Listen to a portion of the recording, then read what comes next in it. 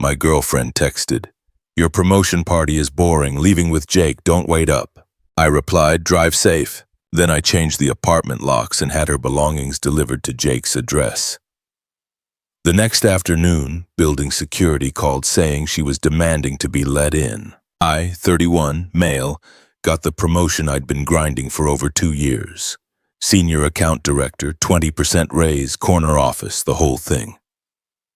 My company threw me a party Friday night. Nothing crazy. Rented out a restaurant's private room, open bar, about 40 people. Co-workers, a couple of college friends, some family, and my girlfriend Natalie, 29. We'd been together 18 months. She moved into my apartment about 6 months ago. My apartment. I'd had it for 4 years before meeting her. Lease in my name only. She contributed $600 monthly toward expenses which I honestly didn't need, but she insisted on. The party was fine.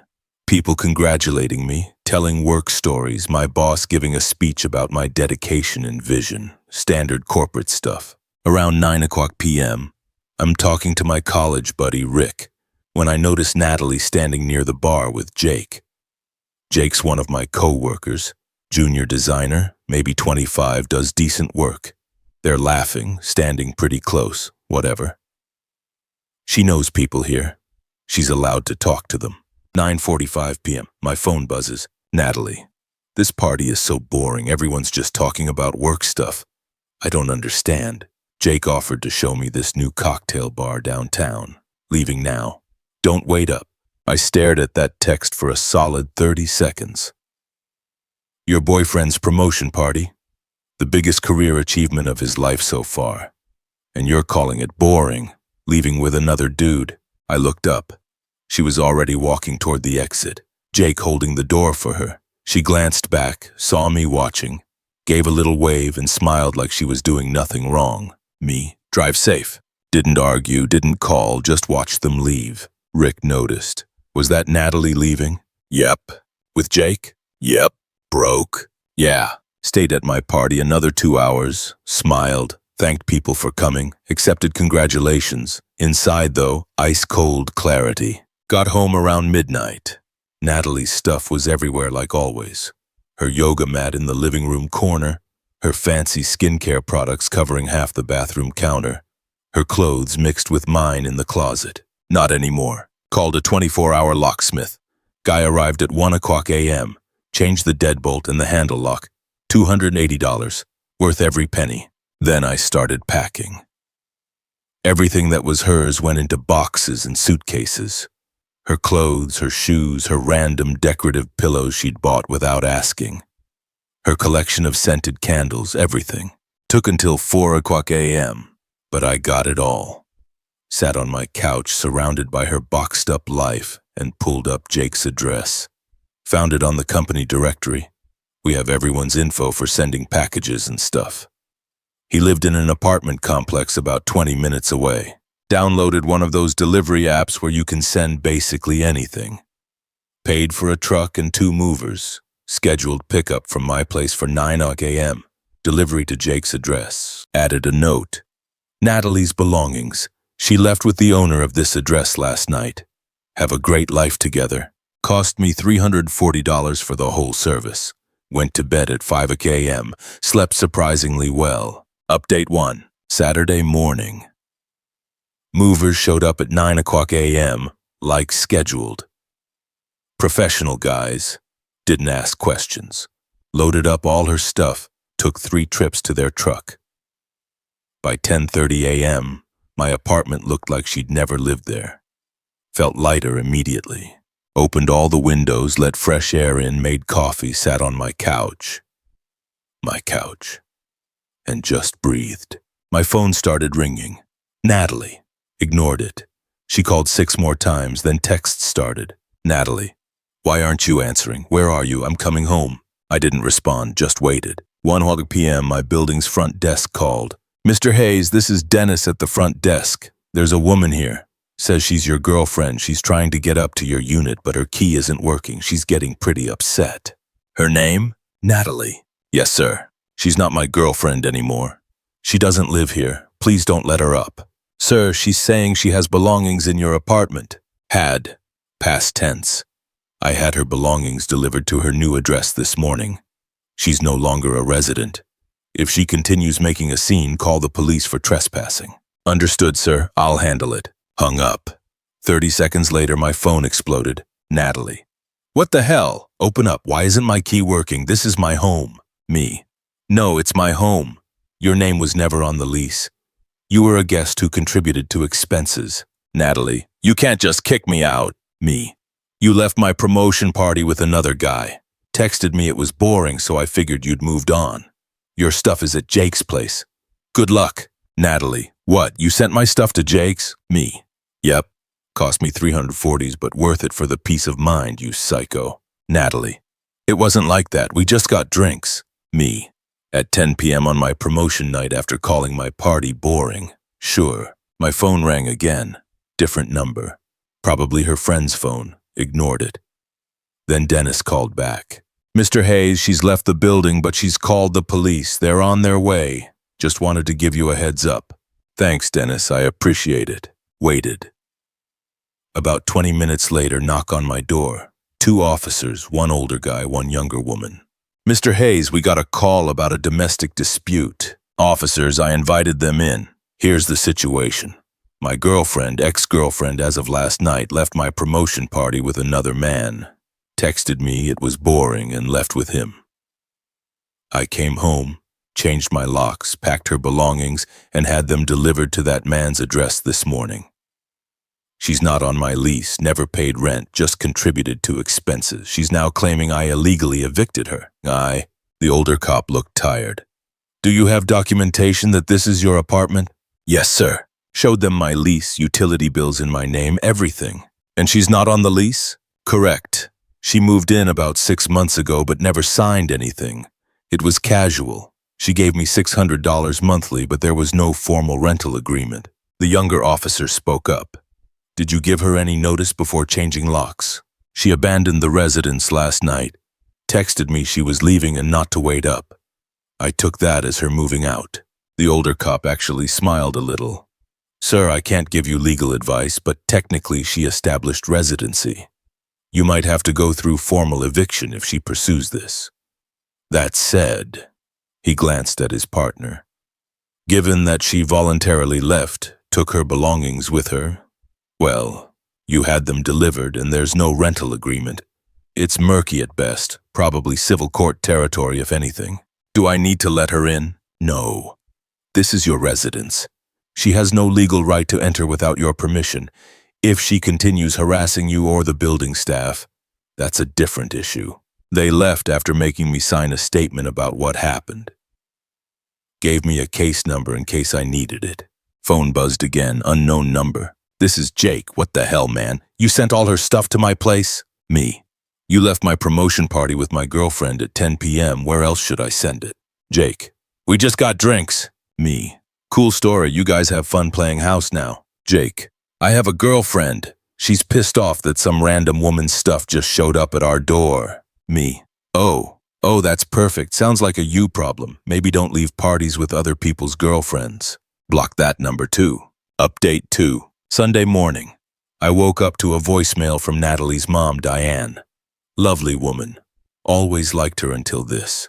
How dare you throw my daughter out like trash after everything she's done for you? She's been crying all day. You humiliated her. Send her an apology and let her come home right now or I'm calling a lawyer. Everything she's done for me, like leave my promotion party. Didn't call back. Instead, pulled up the security camera footage for my building. The complex has cameras everywhere, including the parking garage. Friday night, 9:54 p.m. There's Natalie and Jake walking to his car. He opens her door. She gets in laughing. They drive off. Downloaded the footage, backed it up in 3 places. Monday morning, back to work. First day in my new office. Still felt good despite the weekend drama. Jake wasn't at his desk. Found out from another designer that he'd called in sick. Coward. Around 10 a.m. I got called to HR. Rebecca from HR sat across from me looking uncomfortable. We received a complaint this morning. Natalie, your girlfriend, ex-girlfriend, right? She's filed a formal complaint claiming you've been harassing her and that you created a hostile situation involving Jake from the design team. I blinked. Harassing her? How? She claims you've been sending threatening messages and that you sent explicit materials to Jake's residence to intimidate him. Explicit materials? Her words were intimate belongings. I actually laughed. Her intimate belongings were her clothes, shoes, yoga mat, and about 50 scented candles. I had movers deliver them Saturday morning after she left my promotion party with Jake Friday night. Rebecca's eyebrows went up. She left your promotion party with Jake? Texted me it was boring and left with him around 10 p.m. I have the texts. I have building security footage of them leaving together. I came home, changed my locks, packed her stuff, and had it delivered to Jake's address, since that's apparently where she wanted to be. Do you have this footage? Pulled it up on my phone, showed her the timestamp. Natalie and Jake leaving together, looking pretty cozy. Rebecca watched it twice. Does Jake know you're showing me this? Jake called in sick today. Probably because his actual girlfriend wasn't thrilled about my ex's stuff showing up at their place, which I discovered when he texted me Sunday asking why I'd sent it there. Jake has a girlfriend. Apparently. Rebecca was quiet for a minute. Then, okay, I'm going to recommend we drop this complaint. You didn't do anything wrong. This is personal relationship drama that happened outside work hours. The fact that Jake was involved is unfortunate, but you didn't create that situation. Thank you. That said, I'd avoid any contact with both of them going forward. Can you do that? Already planned on it. Got back to my office. 30 minutes later, Jake appeared in my doorway looking like he hadn't slept. Can we talk? Not really interested. Look, man, I messed up. Natalie said you two were basically over, that you were just going through the motions. She said the party was torture for her and asked if I could give her a ride home. That's it. I swear nothing happened. Then why'd your girlfriend freak out about her stuff showing up? He looked miserable. Because Natalie started crying on my doorstep Saturday morning, saying you'd thrown her out with nowhere to go. My girlfriend Zoe thought I'd been hooking up with her. We've been fighting all weekend. Zoe almost left me. Again. Sounds like a you problem.